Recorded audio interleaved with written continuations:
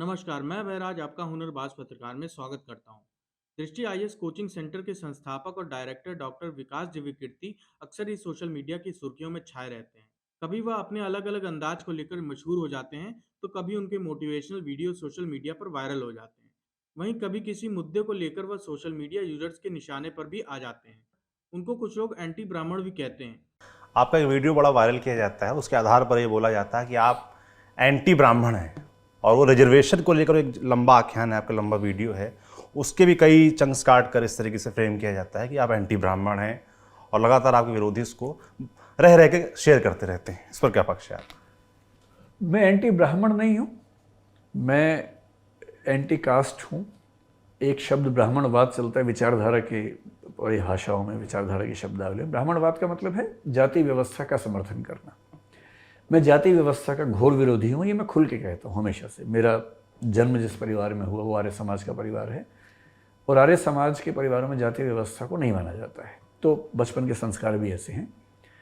फिर मैं दिल्ली विश्वविद्यालय से पढ़ा, फिर मैंने जिन विषयों का अध्ययन किया, मैंने हमेशा महसूस किया कि जाति व्यवस्था एक ऐसी व्यवस्था है जो किसी दौर में हो सकता है कि उपयोगिता उसकी रही हो। आज के दौर में वो एक अनुपयोगी व्यवस्था है जो खत्म हो जानी चाहिए। तो मैं जातिवाद का विरोधी हूँ। लेकिन ये बात जो आती है सोशल मीडिया पर क्यों आती है?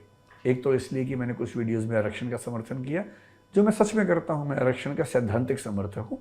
व्यावहारिक स्तर पे मुझे कुछ निराशाएं हैं भारत के आरक्षण के सिस्टम से, कई निराशाएं हैं। लेकिन आरक्षण अपने आप में एक बहुत ज़रूरी उपाय है एक स्थायी शांतिपूर्ण समाज बनाने के लिए, इसमें मुझे कोई आपत्ति नहीं है। तो जब आरक्षण के समर्थन में कोई बात आती है, डॉक्टर अम्बेडकर के समर्थन में कोई बात आती है, तो लोगों को लगता है कि मैं ब्राह्मण विरोधी हूँ। दूसरा, जब मैं हिंदी साहित्य में पढ़ाता हूँ तो उसमें कई ऐसी रचनाएँ हैं, जैसे अगर आप प्रेमचंद को पढ़ें तो उनकी 3 कहानियाँ 18 कहानियाँ पाठ्यक्रम में हैं। एक है सदगति, एक है उसमें निमंत्रण, और एक कफन। ये 3 कहानियाँ ऐसी जो सीधे सीधे दलित विमर्श को केंद्र में लाती हैं और कुछ ब्राह्मण पुरोहितों की असंवेदनशीलता या संवेदनहीनता पर व्यंग्य करती हैं। तो जब मैं उनको पढ़ाता हूँ तो मैं प्रेमचंद के पर्सपेक्टिव से पढ़ाता हूँ, और जो उस क्लासरूम में नहीं बैठा है वो केवल उतनी क्लिप देखेगा तो वो समझ सकता है कि मैं ब्राह्मण विरोधी हूँ, मुझे ब्राह्मणों से क्यों कोई आपत्ति होगी। हाँ, ये ज़रूर है कि मैं चाहता हूँ कि पुरोहित वाली व्यवस्था जन्म आधारित ना हो। जो व्यक्ति धर्म का प्रकांड ज्ञाता है, जिसको धर्म की समझ गहरी है, पुरोहित वाला काम यदि करना है तो वो करें। क्यों हम एक जन्म विशेष के आधार पर किसी को एक कार्य के लिए सही माने? ये तो जाति व्यवस्था का लक्षण है जो कि खत्म होना चाहिए। तो बड़ी स्पष्ट सी बात, मैं आरक्षण का सैद्धांतिक समर्थक हूँ। व्यावहारिक तौर पर कई निराशाएं मुझे हैं। अम्बेडकर जी की बहुत सारी बातों का समर्थक हूँ, कुछ का नहीं हूँ। महात्मा गांधी की कुछ बातों में अपवाद हो सकता है, वरना मैं उनका बहुत बड़ा प्रशंसक हूँ। संविधान का प्रशंसक हूँ, जाति व्यवस्था का विरोधी हूँ। इसी से मेरा एक विचार बनता है। प्रेमचंद जी का समर्थक हूँ। प्रेमचंद जी ने बहुत अच्छी अच्छी कहानियाँ लिखी, उनमें जब जाति व्यवस्था के विरोध में लिखी तो मुझे वो पढ़ानी होती हैं, और वो पढ़ाते हुए कुछ ऐसी अनौपचारिक बातें होती हैं जो लोग क्लिप बना के चलाते हैं। क्लिप क्यों बना के चलाते हैं? उससे उनका चैनल चल जाता है, उनकी रोजी रोटी हो जाती है, कुछ कमा लेते हैं विज्ञापन से। तो मुझे उसमें भी बहुत दिक्कत नहीं है कि अगर उनका उससे घर परिवार चल जाता है तो 2-4 गालियाँ पड़ भी जाएँ तो क्या फ़र्क पड़ता है। विकास दिव्यकीर्ति ने the Lallan top digital channel को हाल में ही दिए एक इंटरव्यू में एंटी ब्राह्मण को लेकर पूछे गए एक सवाल का जवाब दिया था। इंटरव्यू के दौरान विकास दिव्यकीर्ति से रिपोर्टर द्वारा सवाल किया गया था, आपके कुछ वीडियो को शेयर करते हुए सोशल मीडिया पर कहा जाता है कि आप एंटी ब्राह्मण हैं।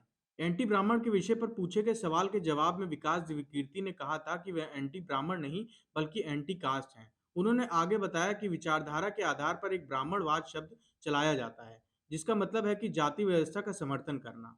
मैं हमेशा से कहता हूं कि मैं जाति व्यवस्था का घोर विरोधी हूं।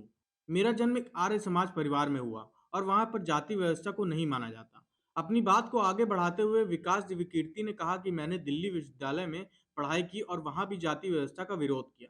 इसके साथ उन्होंने यह भी कहा कि हो सकता है कि जाति व्यवस्था किसी समय में उपयोगी व्यवस्था रही हो, लेकिन आज के समय में यह व्यवस्था खत्म हो जानी चाहिए।